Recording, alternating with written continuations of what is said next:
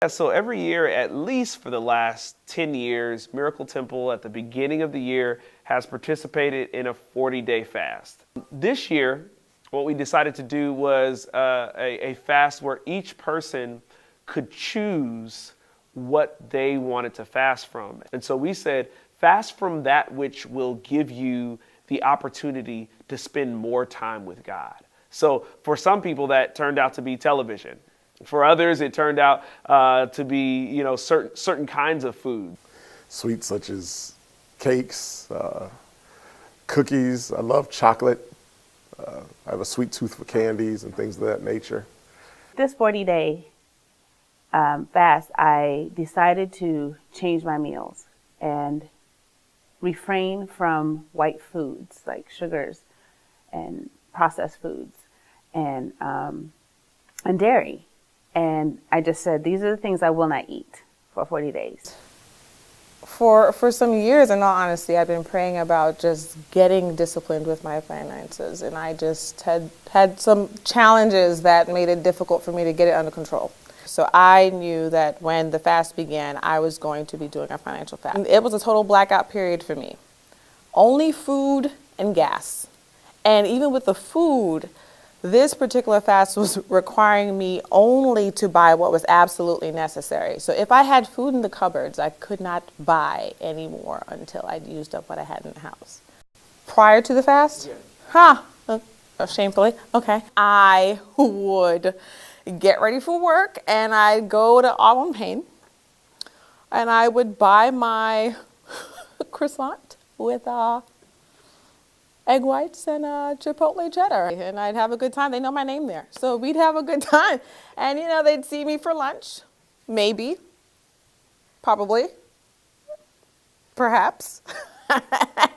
and, or I might go to Nando's. And I realized they know my name there too. That's how much I was going out for breakfast and lunch. The girlfriend told me that there was a sale happening. And I thought, okay, well, it's a sale. I want to get in on the sale. Pick up a few things. Definitely the craving for something rich and something sweet.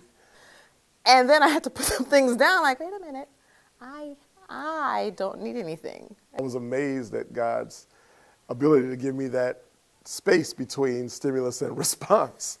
After a great meal, seeing a wonderfully large cake and ice cream and all those things, being able to resist, the ability to eat those things. And again, it's only through His power.